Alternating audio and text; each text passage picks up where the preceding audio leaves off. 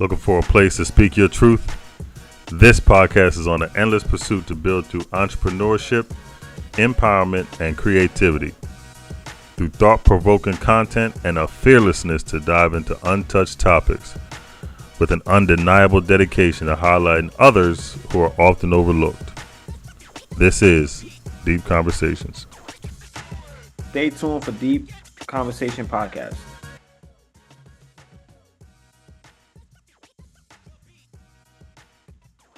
Welcome to Deep Conversations Podcast, everybody. I am your host, and today I am blessed to be here with Miss April Frazier Camara. She is the president and CEO of the National Legal Aid and Defender Association, and you're also a co-founder of the Black Public Defender Association.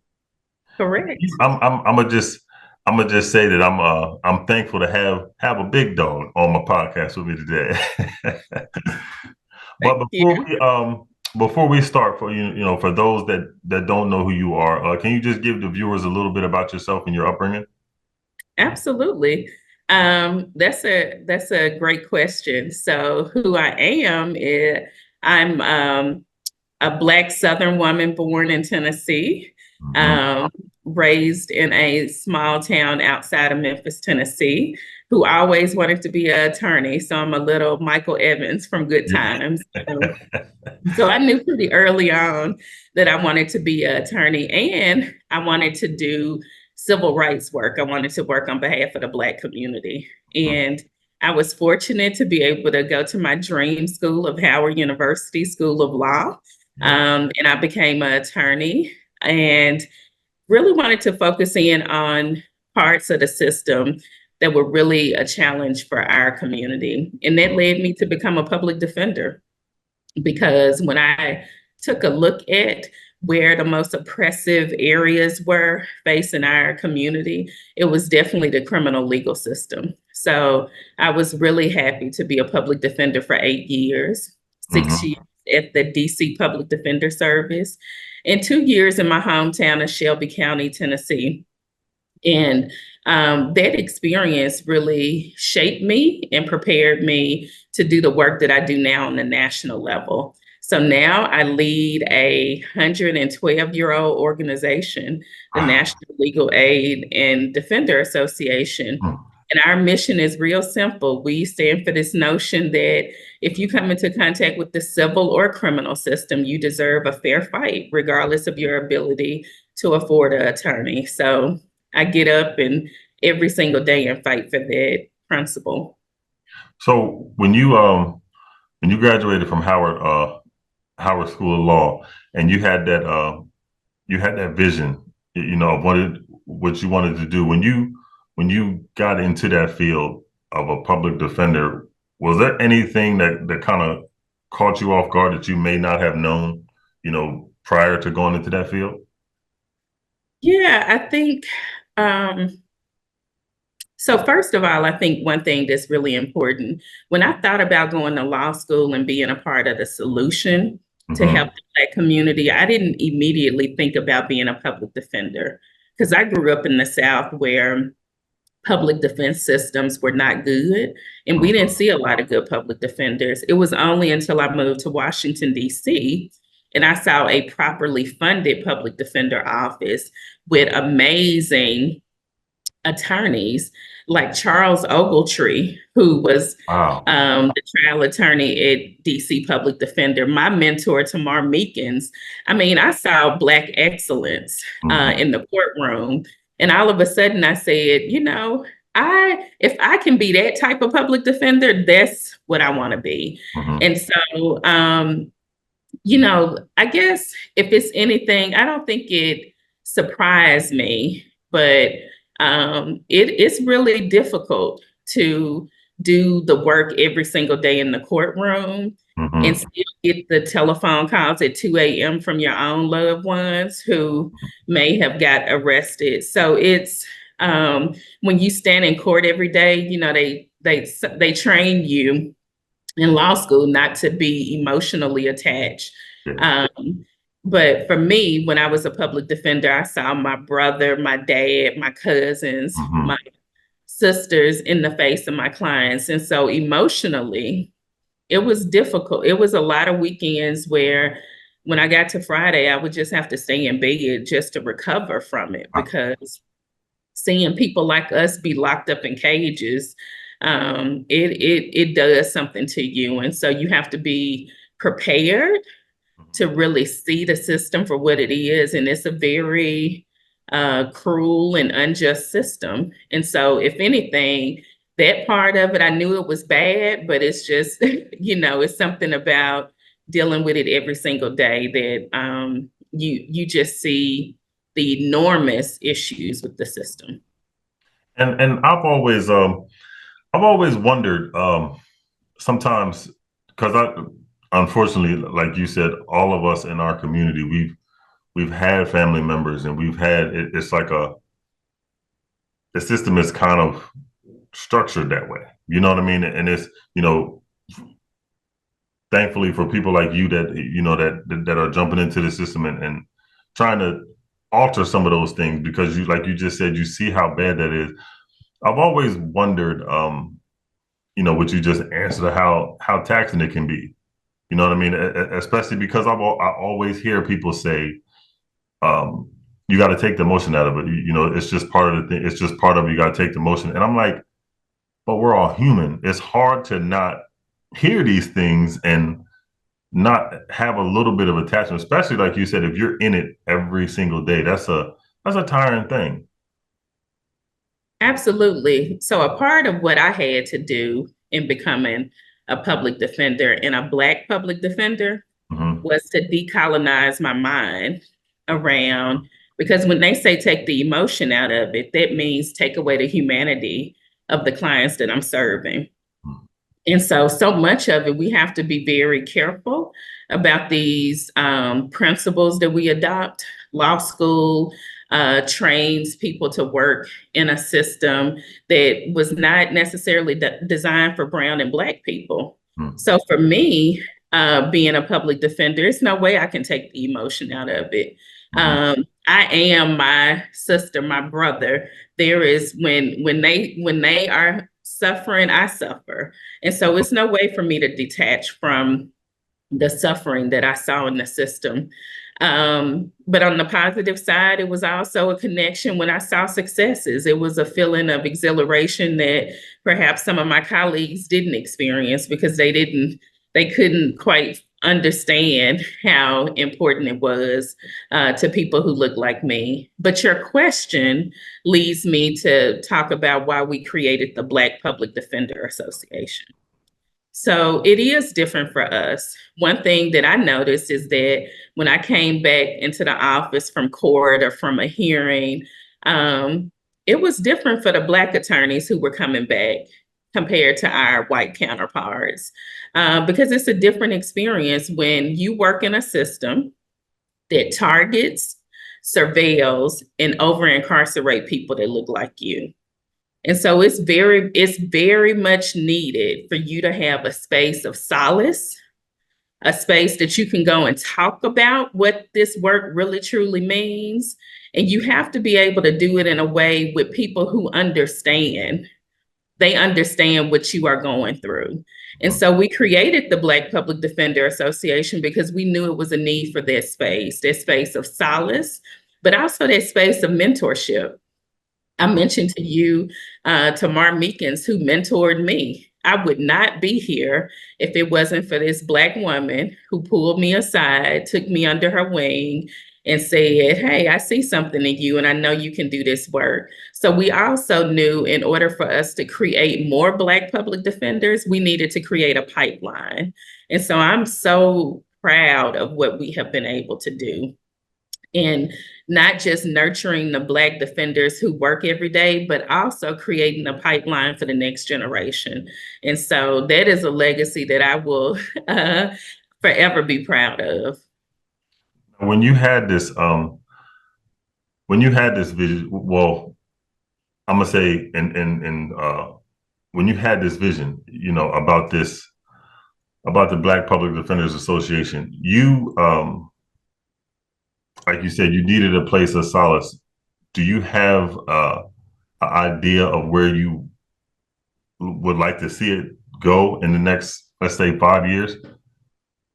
Yeah, I mean, the really beautiful thing about it is that I have personally passed the ranks on to a new executive director, Wow. Elena Bloodworth, who is doing an amazing job.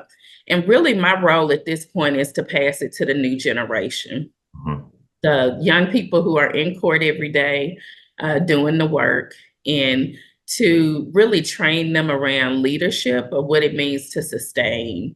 So where I see us going in the next 5 years is going from a startup to sustainability, meaning that we are able to do this work and support the work um, in an independent way. And so it's very important for Black-led organizations to, Mhm. when you create it, that it has to have a sustainable model.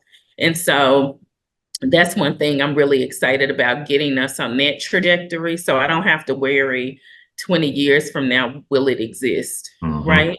And so that is what I'm personally focused on right now as a board member, is really making sure that the organization exists 20 years from now. Mhm. And I think listening to you, and reading over your bio about it, I was actually just visioning in my mind of just all across the country. You know what I mean? It's starting in this one place, but then, through word of mouth and how things are going, it'll be something that's necessary all across the country, because we are, when you look at the system, we are what is unfortunately holding that together. You know what I mean? Mhm. So you have to have those places to,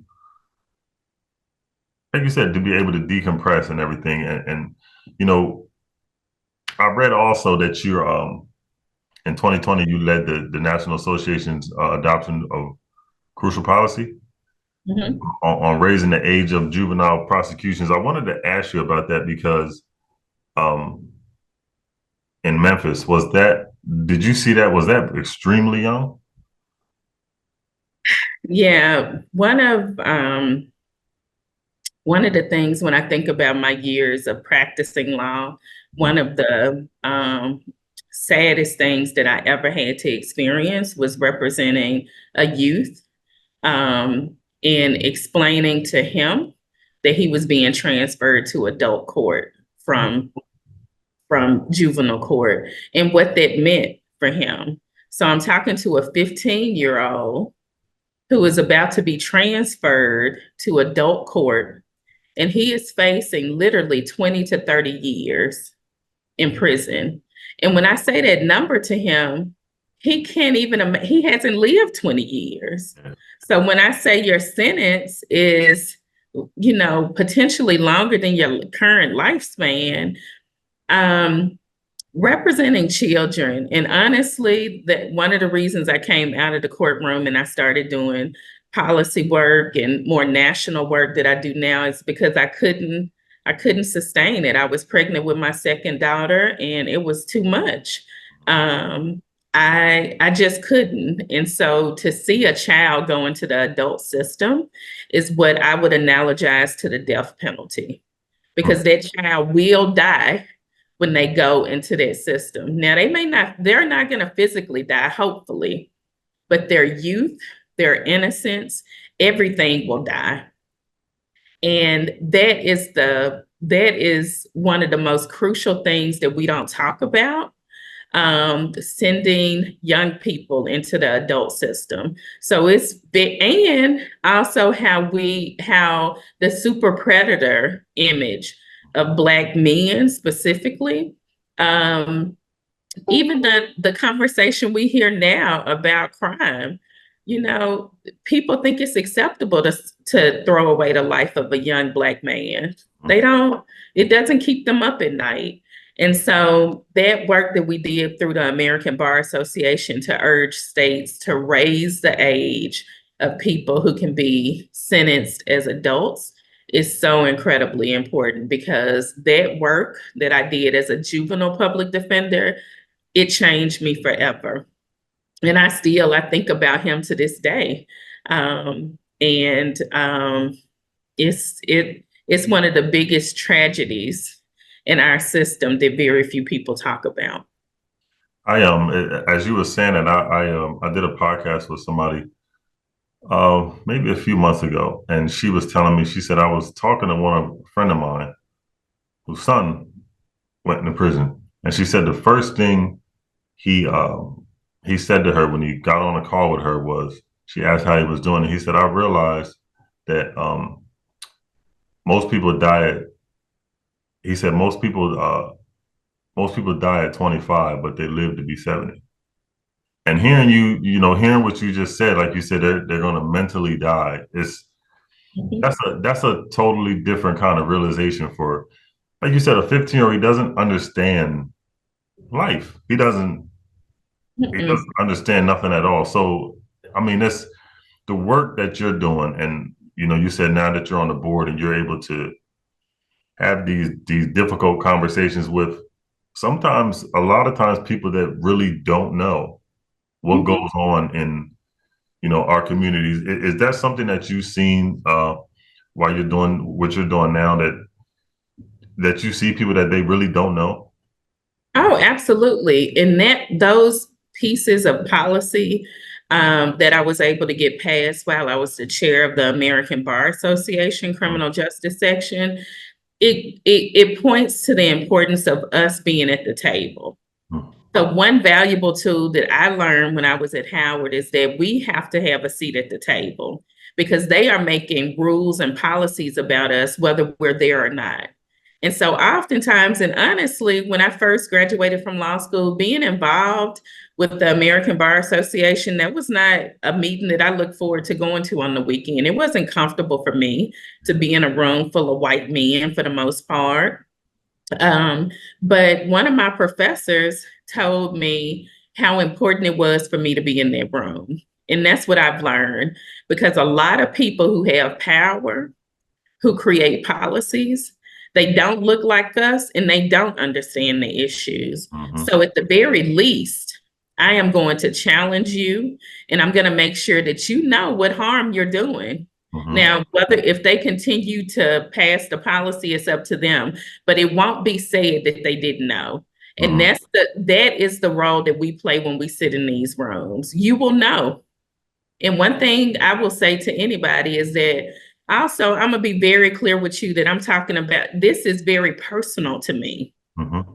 So when I sit at the table, I tell them it's both professional and it's also personal because it is my family that's impacted. I don't try to disassociate myself from people who have gone to prison and had contact with the Mm-hmm. system. I'm very proud of the fact that I got cousins who have come home and survived the system. I got loved ones who've been locked up. I have cousins right now that's serving time, Mm-hmm. right? So I'm not trying to disassociate myself. Like this means something to me because this is my family you're talking about. We're not talking about statistics. You're talking about my family. And so yeah, it's personal. So when I get emotional about it, yeah, it's very emotional. And that's the kind of realness, rawness that we have to bring to these spaces because I'm not playing about my family, my community. And so, one thing about being in this space is to be your authentic self. And I'm not going to ever deny the fact that my family has been directly impacted by the system. And I'm Mm-hmm. fighting to make sure that nobody else in my family is impacted by the system. And I think another reason why I thought this conversation was important, because our community has a tendency to, rightfully so, sometimes when you look at the system, you know, they look at it as everything bad. But there are people like yourself who are in there who are fighting and working and trying to change these things. So I say that to ask you, what is something that our communities can do better, to kind of slow this stuff down? I mean, obviously the system is geared toward us and to change some things, but what is something that our communities can do to kind of help those things? Yeah, I think it's a really good question. So I'll use my own community as an example. I live in Washington, D.C. I live in Southeast, Mm-hmm. um, which the majority of Black people live east of the river. I live in Southeast, but I live in this community that is a historically Black, upper class community. And so I see the conversations that take place on the listserv, right, about, safety and policing and things like that. And so I think it's very important for our community to really truly understand how the system operates. Because I'll give you an example. When I was a public defender, and actually the client that I'm talking about who was transferred to adult court, yeah, I think it was his case. It was a minor offense, something dealing with a neighbor and stealing a bicycle or something. It was a property crime. And so I would go and talk to the victims, because one thing that people need to understand about public defenders, we want the community to be safe too. Yep. Right? I want the client to get the help they need or whatever services but I care about the community too. So in my conversation with the victim, I'm explaining to the person that please support me in getting this person into a GED program or into mentoring, because if you send him off to prison, he's going to come back, but he's going to come back worse. So I think what the community needs to understand is exactly how the system operates. Have you really went to a local courtroom and sit in there and see what really happened? Ask to go and visit your local jail. See what's really taking place, because I think the average person, if they really truly knew what was happening behind the scenes in the system, they would agree with us that it's broken, and they would not want people to go to what we have right now that are jails, because they don't help you. They harm you, and we need something radically different. So I guess my call to the community is that you just need to understand locally what is your system. Have you been? Do you know your local prosecutor? Do you know who your local public defender is? I think so many people have misconceptions about the legal system, and we watch Judge Judy and Judge Mathis, and that is the farthest thing from the reality of what really goes on in court. I appreciate this conversation so much, because I think it's going to help people. And just like what you just said of going down, and do you actually know your public prosecutor? And I had a conversation with a gentleman who served 19 years in prison, and he was telling me, he said it is so much. He said I shouldn't have been there, but a friend of mine, they went to rob something. He said we were young, we were 18. He said I grew up in a space where we didn't have any money, so that just seemed logical. And he said, I didn't go in, but I was the driver. So when we got arrested, I went into the courtroom. He said it was almost identical to an auction block, because they have you sitting there and they're running numbers down to you and they're doing all of this. He said, and me being 19 years old, my lawyer took me to the back and said, look, man, they're going to give you 20 years. What you got to do? You got to give it. You got to tell me what your decision is going to be in 2 minutes. He's like, and all of this is going through my head. He said, and I said to myself, I told them, he said, they're talking about giving you 40 years. And he's like, I was just a driver. And he's like, that's what they're telling me. So what are you going to do? He was like, and I just said, I want to be home before I'm 40. He said, we walked back into the courtroom and the judge said, okay, we're going to give you 20 years. He said, I got out when I was 39. He's like, so what if I would have said, different numbers? And he said that's when he realized, like you said, how much it was broken.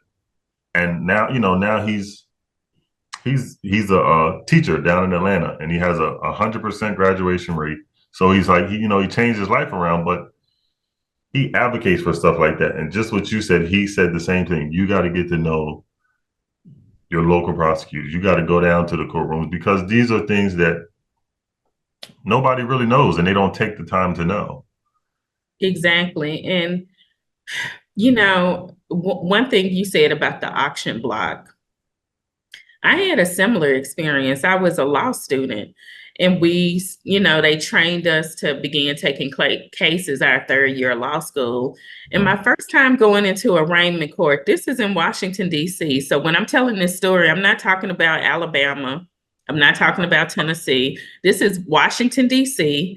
When I sat in that courtroom all day for lockup for arraignment, it was white marshals, because in DC we have federal marshals, white marshals bringing out Black people all day long, arraigning them. It was not one white defendant the whole day.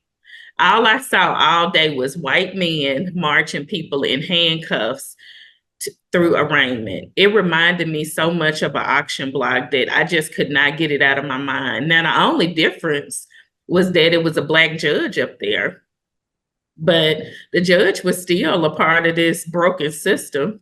We had a different figure of authority, but when you literally, if you go sit in a courtroom and you see it, it can do nothing but trigger you back to slavery and Jim Crow, because you will be able to see firsthand how all of it is so connected. And shout out to the brother who came home and reformed his life, and he giving back to the community. Absolutely. But I'm concerned about all of the people who don't survive it, who are forever changed. They can't, get over the trauma of being locked up, and they struggle. And while I celebrate the success stories, I also know people who have never been able to rebuild themselves after having the experience with the carceral system. So yeah, it's just, it keeps me fighting, because just a lack of humanity it's heartbreaking. I have two more questions for you. This one, what does racial equity look like to you? Because I think there's a different idea that sometimes people have for it, and what's your idea of it? It's somewhat difficult, because it's almost like asking somebody, what does freedom look like? I haven't ever seen racial equity, so I don't quite know what it looks like. Hopefully I'll be dancing one day before I transition off this earth and see it. But I do know what equity is. Equity is, we take into consideration the full circumstances. And so racial equity for African Americans in this country means that you account for the history in our experience, which begins with enslavement, followed by years of legal oppression and social oppression, and economic injustice. And in some way, you attempt to begin to atone for the history of those things through the creation of opportunities. There should be a gateway to equalizing whatever values, whether it's education, whether it's economics. So to me, equity is really centered around seeing the full picture, atoning for historical oppression and disparities, and trying to create tools and resources to allow people to, in some way, get their fair share of what opportunities exist in a society. Yeah, that's you said that one. I'm gonna give you that. That was good. But I got one more question. But before I ask you again, I want to thank you again for jumping on my podcast with me and just sharing your story and sharing the things that need to be said and need to be done in this nation, because these are difficult conversations that people sometimes kind of throw under the rug because they don't want to have, because it forces you to turn the mirror to yourself and look at yourself. And I appreciate you for doing what you're doing. Continue to be powerful and the things that you do. And I just want to continue to just highlight you and just show love to my sister. But final question: everything that you've been through, when you started your journey at Howard College up to now, what has life taught you about yourself mentally and spiritually? Woo, that's a whole nother podcast. Yeah. Yeah, life is a teacher. I'm here Mhm. to tell you. Um, so for me, it's one thing, all of these professional titles, but life has a way of teaching you very valuable lessons. And so for me, last year was a very challenging year. I lost my father and my little brother 2 weeks apart, and it literally shifted my foundation. And so, um, first of all, experiencing loss and trauma and all of those things, it forever changes you. But what life has taught me is that you get to decide. You do experience certain things in life that change you forever. Similar to what I'm saying about people who have to face prison and deal with injustices, certain things just change you forever. They do. But you get to decide who the new person is going to be. So for me last year, I had to decide who the new April is going to be, right? I had to decide, what do you really believe, right? In those valley moments, you get to reckon with your true beliefs, what you really believe about life, your faith, and just what you hold on to. And so for me, this is a new April. I was forever transformed last year through loss. And the new April is determined to center joy, to center my wellness, to never take one day for granted. When you lose somebody suddenly, like I lost my brother, um, it just reminds you that don't ever take anything for granted. So while all of this work is so very important to me, the most important thing to me is that I leave a legacy that's centered on joy, liberation, wellness, because it's also important for us to be well. Yes, this work is heavy, it's so much to do, but we have to make sure we're well. And so life has taught me many, many things. Um, but one thing that I've learned is that you go through seasons of transformation where you get to choose. And for me, I choose joy. Mm-hmm. Yeah. See, listening to you, I can resonate. Like I said, I call you my sister now because it's just, I mean, but listen to you, the transformation that you have to go through when you deal with death. I lost my, I'll be 40 this year, but I lost my grandfather, and then I lost my grandmother, which was his wife, the following year, and then I lost my other grandmother the next year. So it was like you said, is you go through these things and you can get to the darkest of mental spaces, at some days. And it's some days you're asking, it's like, God, what is it? Like, what is going on? But like you said, you have to choose. And it's the only way, it's the only way to do it. And like you said, the word liberation is like, that is something that's just it's freeing.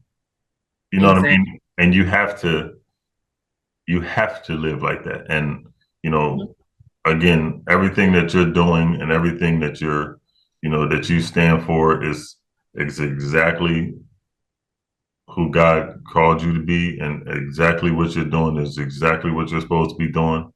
And person standing right in the middle is exactly who April Frazier in the middle, Camara is. So continue to do what you do, continue to be a blessing, continue to shine a light and be who you are. And I appreciate everything that you do. And I thank you so much for jumping on this podcast with me, Miss April. Yes. And Ryan, I want to encourage you. Thank you. Thank you for spreading light on this earth. And thank you for spreading positivity to our community, what you are doing. I know it's not easy to be consistent and to keep it flowing. So I just want to encourage you to continue to shine your light on this earth. And I'm going to borrow from my sister, Sherry Shepherd, who I just heard. It's important for us to understand our assignment. So make sure you understand your assignment and you execute. Whew, thank you so much. I appreciate you. You're on YouTube, baby.